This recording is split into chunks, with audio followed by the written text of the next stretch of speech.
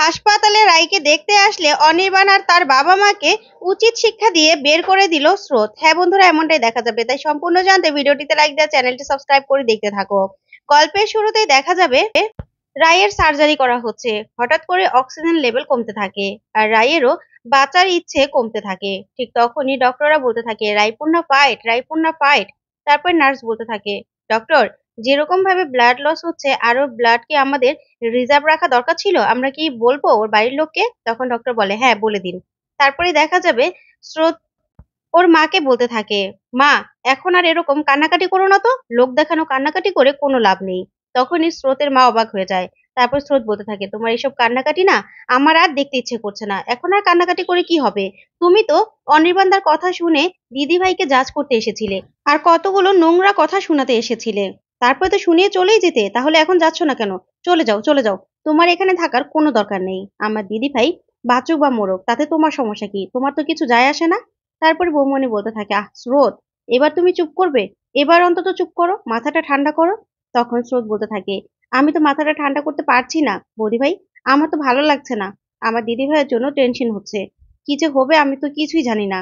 তারপরে দেখা যাবে সার্থকের বাবা আসতে থাকে। সার্থকের বাবাকে দেখে স্রোত দৌড়ে যায় আর বলতে থাকে, আঙ্কেল, দিদি ভাই কি অবস্থা এখন? তখনই উজ্জ্বল বাবু বলতে থাকে, আসলে স্রোত, আমরা গ্রোথটা যতটা ভেবেছিলাম তার থেকেও অনেক বড়, আর তাই সার্জারি করতে অনেক সময় লাগবে, সেটাই তোমাদেরকে বলতে এসেছিলাম। তখন স্রোত বলতে থাকে, আঙ্কেল, পুরোটা বের করা যাবে তো? তখনই উজ্জ্বল বাবু বলতে থাকে, হ্যাঁ, চেষ্টা করছি আমরা, পুরোটা বের করা যাবে, কিন্তু সময় লাগবে, তাই তোমাদের ধৈর্য ধরতে হবে, বুঝতে পেরেছো? তখন স্রোত বলে, আঙ্কেল, আমাকে একটা কথা বলো তো, দিদি ভাই কি বাঁচার জন্য ফাইট করছে?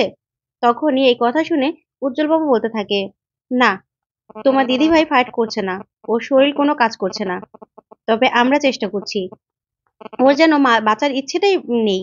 তখন এই কথা শুনেই স্রোত বলতে থাকে, কি করে থাকবে? সবাই আমার দিদি ভাইয়ের বাঁচার ইচ্ছেটা কি শেষ করে দিয়েছে, আমি কাউকে ক্ষমা করব না, কাউকে না। তখনই উজ্জ্বলবাবু বলতে থাকে, স্রোত, তোমাকে কিন্তু এভাবে ভেঙে পড়তে আমি বারবার না করেছি, স্টেবল থাকতে বলেছি। কেন এরকম থাকছো না? তুমি ভুলে যেও না, তুমিও ভবিষ্যতে ডক্টর হবে। তাহলে তুমি কেন ভুলে যাচ্ছ? হ্যাঁ, তুমি যদি এখন মানসিকভাবে প্রস্তুত হও, তাহলে তোমাকে আমি ওটিতে নিয়ে যেতে পারি। তখন স্রোত বলতে থাকে, না না আঙ্কেল, আমার দিদিভাইকে আমি এই অবস্থায় একটুও দেখতে পারবো না। তখন এই কথা বললেই উজ্জ্বলবাবু বলতে থাকে, আচ্ছা ঠিক আছে, তোমাদের মানসিকভাবে প্রস্তুত থাকতে হবে, সময় লাগবে, ঠিক আছে? তুমি তোমার মাকে বুঝিয়ে বলো, কোনো কিছু যেন তোমার মা জানতে না পারে, তেমন কিছু বলো না, কারণ তোমার মাও অসুস্থ হয়ে যেতে পারে তাহলে। তখন স্রোতকে এই কথা বলেই উজ্জ্বলবাবু আরো বলতে থাকে, আসলে অনেক ব্লাড লস হচ্ছে তো, সেই জন্য শরীর কাজ করছে না, তাই ব্লাডের দরকার। তোমরা ব্লাড ব্যাংকে কথা বলে নাও আর ব্লাড নিয়ে এসো, ঠিক আছে? তখন সূর্য বলে, আচ্ছা ঠিক আছে, আমি যাচ্ছি। তারপরে দেখা যাবে উজ্জ্বলবাবু চলে যায়। তখন স্রোতের মা স্রোতকে বলতে থাকে, কি হলো রে, ডক্টর কি বললো? রায় ঠিক আছে তো?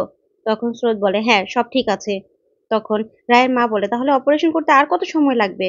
তখন স্রোত বলতে থাকে, গ্রোথটা যতটা ভেবেছিল তার থেকেও অনেক বড়, তাই সময় লাগবে। তখনই রায়ের মা বলতে থাকে, আমার রায় বাঁচবে তো? তখন বৌমনি বলে, মা, আপনি এরকম করে কেন বলছেন বলুন তো? আমাদের রায় ঠিক বাঁচবে, দেখবেন আমাদের রায় ঠিক ঠিক হয়ে যাবে, সুস্থ হয়ে যাবে। তারপরে দেখা যাবে রায়ের মা কাঁদতে থাকে, ওইদিকে স্রোতও খুব মন খারাপ করে। অন্যদিকে দেখা যাবে অনির্বাণ ভাবতে থাকে যে, কোথায় গেল আমার বউটার, কোনো খোঁজ পাচ্ছি না আমি, কোথায় চলে গেল ও, কোথায় গেল? স্রোতেরও ফোনটা বন্ধ, ওর থেকেও খবর নিতে পারছি না। আমার যে কিছু ভালো লাগছে না, তাহলে ওর খবর কার থেকে নিতে পারবো আমি? কে জানতে পারে? রাই যেহেতু প্রেগনেন্ট, তাহলে ও যদি বাচ্চাটাকে নষ্ট করতে যায় তাহলে তো সূর্য অবশ্যই যাবে। তাহলে কি আমি সূর্যকে ফোন করব? হ্যাঁ হ্যাঁ, আমি সূর্যকে ফোন করব। তখন সূর্যকে ফোন করলে অনির্বাণের নাম্বার দেখে সূর্য ফোনটা রিসিভ করে না। তারপরে অনির্বাণ বলতে থাকে, আমার ফোন নাম্বার দেখে ধরলি না তো, দাঁড়া, তোকে নতুন নাম্বার থেকে আমি ফোন করব। এই বলেই অন্য একটা নাম্বার থেকে ফোন করে অনির্বাণ। ওইদিকে সূর্য রায়ের জন্য ব্লাড আনতে যায়। ঠিক তখনই অন্য নাম্বার দেখে সূর্য ফোনটা ধরে। তখন অনির্বাণ বলতে থাকে, কিরে, আমার ফোন নাম্বার দেখে ফোনটা ধরলি না কেন? কোথায় আছিস তুই? নিশ্চয়ই রায়ের সঙ্গে হসপিটালে আছিস। তখন এই কথা শুনে সূর্য বলতে থাকে, তুই কি বলছিস, বুঝতে পারছিস? হ্যাঁ, আমি রায়ের সঙ্গে হসপিটালে আছি। তখনই অনির্বাণ বলতে থাকে, হ্যাঁ, তোদের দুজনের পাপ, সেটা তো ঢাকতেই হবে, তাই না? তুই কেন এসব করলি, কেন করলি? আমার জীবনটা পুরো শেষ করে দিলি, আমার বউয়ের সাথে কেন তুই এরকম সম্পর্ক রাখলি? তখন এই কথাতে সহ্য বলতে থাকে, শোন, তোর মতো না এরকম খারাপ মানুষ আমি কোনোদিনও দেখিনি, নিচু মন মানসিকতার মানুষ আমি কোনোদিনও দেখিনি, তুই প্লিজ চুপ করবি? তোর মুখ থেকে না এসব কথা শুনতেও না আমার ঘেন্না করছে। তখন অনির্বাণ বলে, শোন, তো ঘেন্না করবে কেন? তোরা যেটা করেছিস সেটা বলতে পারবো না? তখনই সূর্য বলতে থাকে, শোন, আমি না, হ্যাঁ, হসপিটালে আছি। রায়ের না খুব বড় সার্জারি হচ্ছে, আর 4-5 জন ডক্টরও সার্জারি করছে। রায়ের জীবন মরণের সাথে রায় লড়াই করছে, আর আমি না ওর জন্য ব্লাড নিতে এসেছিলাম। বুঝতে পেরেছিস? আর রায় না স্রোতের কলেজের হসপিটালে আছে। পারলে তুই খবর নিয়ে নিস। তোর মতো এরকম নিচু মন মানসিকতার মানুষ আমি কোনোদিনও দেখিনি। এই কথা বলেই ফোনটা রেখে দেয় সূর্য। তখনই অনির্বাণের মাথায় যেন আকাশ ভেঙে পড়ে আর বলতে থাকে, রায়ের সার্জারি হচ্ছে? রায়ের কি হয়েছে যে রায়ের সার্জারি হচ্ছে? 5-6 জন ডাক্তার রায়ের সার্জারি করছে, রায় জীবন মরণের সাথে মৃত্যুর সাথে লড়াই করছে। না না, এটা কি? আমি তো কিছু বুঝতে পারছি না। তখনই এই নিয়ে অনির্বাণ ভাবতে থাকে।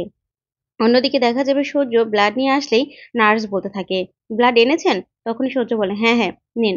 তখন নার্সকে স্রোত বলতে থাকে, আচ্ছা নার্স, আমার দিদিভাই কেমন আছে? ও ঠিক হয়ে যাবে তো? তখনই নার্স বলতে থাকে, দেখুন, আমরা সর্বোচ্চ চেষ্টা করছি, আপনারা একদম চিন্তা করবেন না।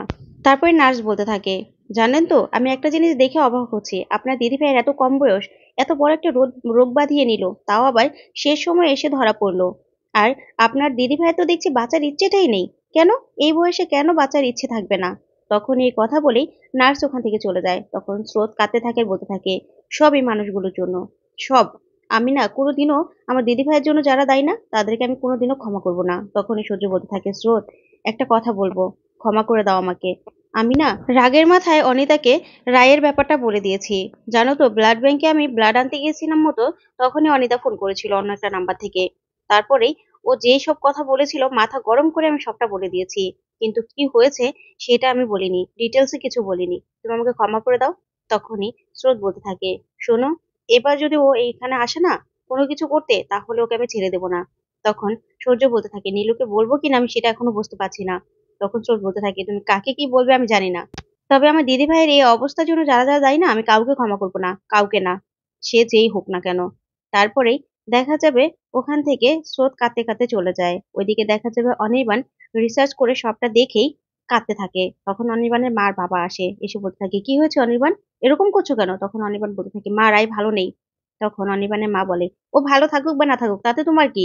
তুমি খুশি হও যে এই মেয়েটা আমাদের ঘাট থেকে নেমে গেছে, তোমার জীবন থেকে সরে গেছে। তখন অনির্বাণ বলে, সেটা মা, তুমি, আমি পুরো কথাটা বলি তারপরে শোনো।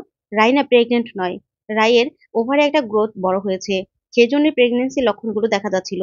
তখন রায়ের মা বলে, তুমি জানলে কি করে? তখন অনির্বাণ বলে, আমি রিসার্চ করে দেখেছি। আমি কেন, এটা আমার মাথায় আগে আসলো না? রাই আমাকে বারবার বলেছিল, অনির্বাণ, আমি প্রেগনেন্ট নয়, আমাকে অন্য ডাক্তার দেখাও, কিন্তু আমি ওর কথাটা শুনিনি। তখনই এই কথা শুনে অবাক হয়ে যায় সবাই। তখন অনির্বাণ বলতে থাকে, আমি সূর্যকে ফোন করেছিলাম, সূর্য বলল রায়ের সার্জারি হচ্ছে, অনেক বড় সার্জারি হচ্ছে মা, রাই জীবন মৃত্যুর সাথে লড়াই করছে। তখন এই কথা শুনে অনির্বাণের মা বলতে থাকে, তাহলে তো খুব ক্রিটিক্যাল অবস্থা রায়ের। তখন অনির্বাণ বলে, তোমাদের জন্য আজকে এই অবস্থা। কেন তোমরা সব শুরু থেকে সহজভাবে কেন রায়কে মেনে নিলে না? এখনো গিয়ে দেখো রায় বেঁচে আছে না মরে গেছে, সেটা নিয়ে এখনো যাচ করা শুরু করো। তোমাদের জন্য আজকে এই অবস্থা। তখনই অনির্বাণ এই কথাগুলো বলেই বলতে থাকে, আমি এখনই হসপিটালে যাব, যা হয় হোক। তখন অনির্বাণের বাবা বলতে থাকে, দেখো অনির্বাণ, তুমি যে সন্দেহ করেছো তাতে কিন্তু ওর বাড়ির লোক তোমাকে ঠিকভাবে নেবে না। তখন অনির্বাণ বলতে থাকে, যাই হোক না কেন আমি তো যাবই। এই বলে অনির্বাণ বেরিয়ে যায়।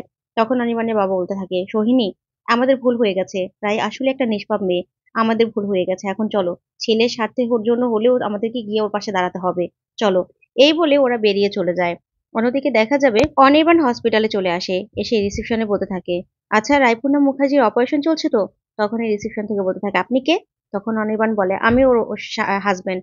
তখনই রিসেপশন থেকে বলতে থাকে, আপনার বউয়ের 3 ঘন্টা যাবত সার্জারি হচ্ছে, আর আপনি এখন এসে বলছেন ওনার হাজবেন্ড? আপনি কে? আপনার প্রমাণ দিন। তখনই অনির্বাণ বলে, এখন তো আমার কাছে কোনো প্রমাণ নেই। তখনই স্রোতকে দেখে অনির্বাণ বলতে থাকে, স্রোত, রাই কেমন আছে? তখন স্রোত বলে, কেন এসেছো এখানে? কেন এসেছো? দেখতে এসেছো যে দিদি ভাই আসলে প্রেগনেন্ট কিনা? তখন এই কথাতে অনির্বাণ চুপ করে থাকে। তখনই স্রোত বলতে থাকে, তোমার সাথে কথা আছে, বাইরে এসো। তারপরে বাহিরে নিয়ে গিয়ে স্রোত অনেকগুলো কথা শোনায় অনির্বাণকে। তখন অনির্বাণ বলে, স্রোত প্লিজ, রায়ের জন্য আমি যা করেছি সেটা আমি ভুল করেছি, আমি ভুল ভেবেছিলাম, আমার ভুল হয়ে গেছে, আমাকে ক্ষমা করো। কিন্তু রায়ের কি হয়েছে, রায়কে আমি একটু দেখতে চাই। তখন স্রোত বলে, না, সেটা সম্ভব নয়, আমার দিদিভাই বারবার করে বলেছে জীবিত অথবা মৃত, তুমি যেন ওকে দেখতে না পারো। তখন এই কথা শুনে অনির্বাণ চমকে যায়।